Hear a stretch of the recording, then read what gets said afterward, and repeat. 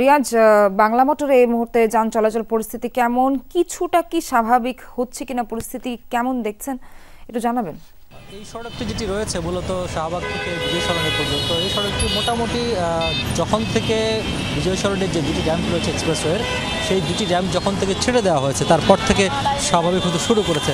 আর এখন যে জ্যামগুলো দেখছেন সেটিও আসলে বনানীর জ্যামই বলা যায় কিছুটা, কারণ স্বাভাবিক সময়ে এই যে সময় এখন দুপুরবেলায় এই ধরনের জ্যাম সাধারণত থাকে না। তবে সকাল থেকে যে পরিমাণ জ্যাম ছিল, অর্থাৎ 8টা থেকে সকাল 11টা বা 11:30, অর্থাৎ দুপুর 12টা বাজার আগ পর্যন্ত যে পরিমাণ জ্যাম ছিল সেই জ্যামটি এখন আর নেই। অথবা আমরা দেখেছি যে বিজয় সরণি থেকে ফার্মগেট সিগন্যাল, তারপর কারণবাজার, এরপরে বাংলা মোটর, তারপরে শাহবাগ পর্যন্ত আমরা ঘুরে এসেছি।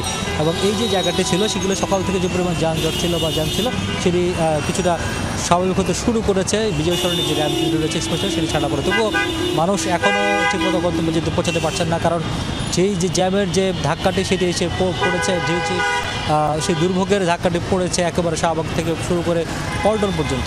অর্থাৎ এই যে সড়কটি রয়েছে, সড়কে যেহেতু ঢাকার দক্ষিণ থেকে উত্তর, পূর্ব এবং পশ্চিম তিনটি জায়গায় যাওয়ার মতো ব্যবস্থা রয়েছে এই সড়কটা দিয়ে, সেই কারণেই গাড়ির বাড়তি চাপ রয়েছে, সাধারণ চাপ রয়েছে, কর্মদিবস সব কিছু মিলে মানুষের দুর্ভোগ সেটি এখনও স্বাভাবিক হয়েছে বলে মনে হয় না। তবে গাড়ি চলাচল কিছুটা সামান্য স্বাভাবিক হয়েছে এই সড়কে এক্সপ্রেসওয়ে চালুর পর থেকে।